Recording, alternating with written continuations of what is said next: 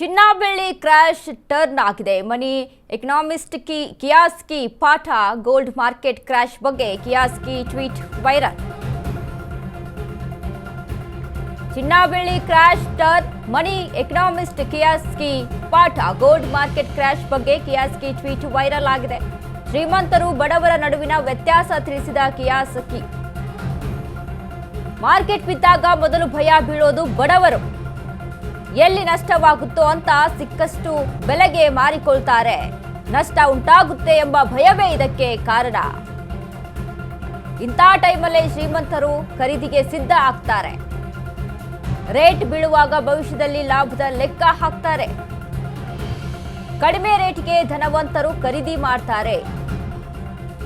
ಉಳಿತಾಯದ ಹಣದಲ್ಲಿ ಜಾಣ್ಮೆಯಿಂದ ಹೂಡಿಕೆ ಮಾಡ್ತಾರೆ. ಚಿನ್ನ ಬೆಳ್ಳಿ ಬಿಟ್ಕಾಯಿನ್ ಮಾರ್ಕೆಟ್ ಬಿದ್ದಾಗ ಹೂಡಿಕೆ ಮಾಡ್ತಾರೆ. ಇದು ಕೆಲವರಿಗೆ ನಷ್ಟ ಉಂಟು ಮಾಡಬಹುದು, ಆದ್ರೆ ಇನ್ನೂ ಕೆಲವರಿಗೆ ಇದು ದೊಡ್ಡ ಅವಕಾಶ. ಧನಿಕರು ನಷ್ಟದಲ್ಲಿ ಲಾಭ ನೋಡ್ತಾರೆ, ಬಡವರು ಭಯ ನೋಡ್ತಾರೆ. ಮಾರ್ಕೆಟ್ ಮೇಲಿರುವಾಗ ಕೊಳ್ಳುವುದಲ್ಲ, ಪತನವಾದಾಗ ಧೈರ್ಯದಿಂದ ನಿರ್ಣಯ ತೆಗೆದುಕೊಳ್ಳುವುದೇ ಆರ್ಥಿಕ ವಿಜ್ಞಾನ.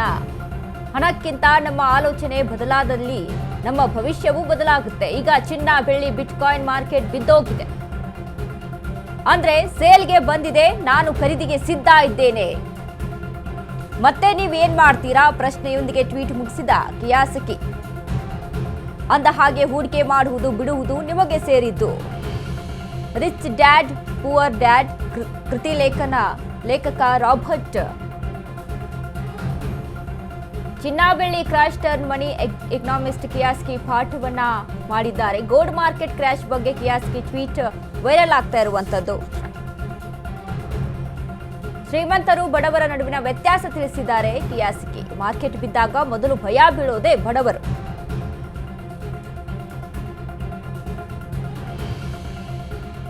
ನಷ್ಟ ಉಂಟಾಗುತ್ತೆ ಎಂಬ ಭಯವೇ ಇದಕ್ಕೆ ಕಾರಣ ಆಗುತ್ತೆ. ಹಾಗಾಗಿ ಇಂಥ ಟೈಮಲ್ಲೇ ಶ್ರೀಮಂತರು ಖರೀದಿಗೆ ಸಿದ್ಧ ಆಗ್ತಾರೆ.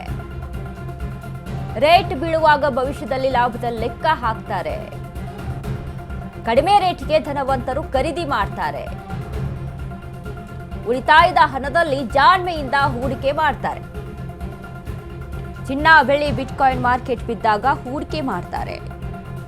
ಇದು ಕೆಲವರಿಗೆ ನಷ್ಟ ಉಂಟು ಮಾಡಬಹುದು, ಆದ್ರೆ ಇನ್ನೂ ಕೆಲವರು ಇದರ ಲಾಭವನ್ನ ಪಡೆದುಕೊಳ್ತಾರೆ ಅಂತ ಕಿಯಾಸಕಿ ಟ್ವೀಟ್ ಮೂಲಕ ಹೇಳಿರುವಂಥದ್ದು.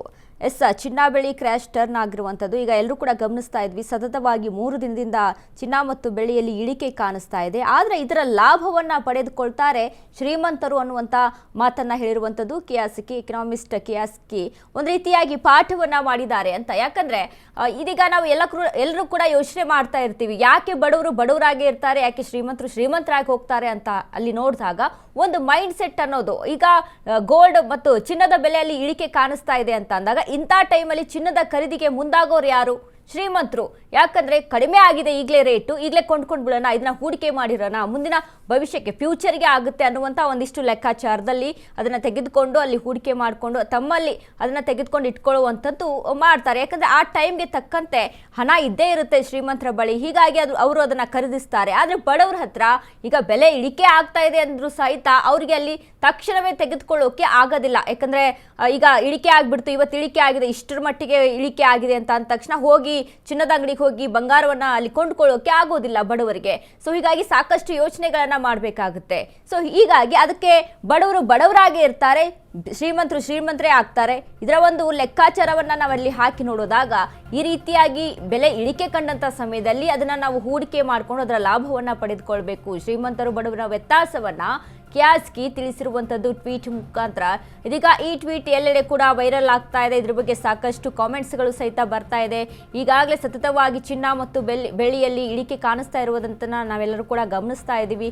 ಒಂದು ಕಡೆ ಬೆಳ್ಳಿಯ ಮತ್ತು ಚಿನ್ನದ ಬೆಲೆ ಜಾಸ್ತಿ ಆದಾಗ ಆಗಲೂ ಕೂಡ ಯೋಚನೆ ಮಾಡ್ತಾ ಇದ್ರು ಮಧ್ಯಮ ವರ್ಗದವರು, ಬಡವರು. ಆದರೆ ಶ್ರೀಮಂತರಿಗೂ ಕೂಡ ಏನಪ್ಪ ಇಷ್ಟೊಂದು ಬೆಲೆ ರೇಟ್ ಹೆಚ್ಚಾಗ್ಬಿಡ್ತಲ್ಲ ಅನ್ನುವಂಥ ಒಂದು ರೀತಿಯಾದಂಥ ಆತಂಕ ಕೂಡ ಹೆಚ್ಚಾಗಿತ್ತು. ಆದರೆ ಸಡನ್ ಆಗಿ ಏನು ಇಳಿಕೆ ಕಾಣಿಸ್ತಾ ಇದೆ, ಇದರ ಲಾಭವನ್ನು ಲಾಭವನ್ನ ಪಡೆದುಕೊಳ್ಳೋರು ಯಾರು ಅಂತ ನಾವಿಲ್ಲಿ ಗಮನಿಸಿ ನೋಡಿದಾಗ ಶ್ರೀಮಂತರು, ಯಾರ ಹತ್ರ ಹಣ ಹೆಚ್ಚಾಗಿರುತ್ತೆ, ಯಾರ ಹತ್ರ ಹೂಡಿಕೆಯನ್ನ ಮಾಡ್ಕೊಂಡಿರ್ತಾರೆ ಮುಂಚೆ, ಇವರೆಲ್ಲರೂ ಕೂಡ ಇದರ ಲಾಭವನ್ನ ಪಡೆದುಕೊಳ್ತಾರೆ. ಈಗ ಚಿನ್ನ ಬೆಳ್ಳಿ ಬಿಟ್ಕಾಯಿನ್ ಮಾರ್ಕೆಟ್ ಬಿದ್ದಾಗ ಅದರ ಲಾಭ ಸಿಗುವಂತದ್ದು ಶ್ರೀಮಂತರಿಗೆ.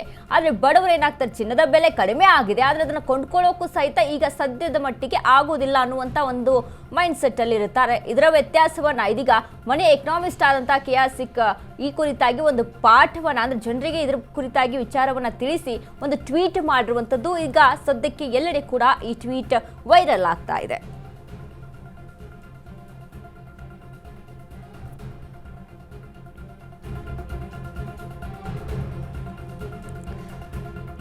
ಏನಂದ್ರೆ ಮನೆಯ ಜೊತೆಗೆ ನಮ್ಮ ಮೈಂಡ್ ಕೂಡ ಬದಲಾಗಬೇಕಾಗುತ್ತೆ. ನಮ್ಮ ಮೈಂಡ್ ಸೆಟ್ ಅನ್ನೋದನ್ನ ನಾವು ಆಲೋಚನೆಗಳನ್ನ ಅಲ್ಲಿ ಬದಲಾಯಿಸ್ಕೊಳ್ಬೇಕಾಗುತ್ತೆ. ಮಾರ್ಕೆಟ್ ಬೀಳ್ತಾ ಇದೆ, ಈಗ ಸದ್ಯಕ್ಕೆ ಗೋಲ್ಡ್ ಮಾರ್ಕೆಟ್ ಬಿದ್ದಿದೆ ಅಂತ ನೋಡಿದಾಗ ಅದರ ಲಾಭವನ್ನ ನಾವು ಈಗಲೇ ತೆಗೆದುಕೊಂಡು ಬಿಡಬೇಕು.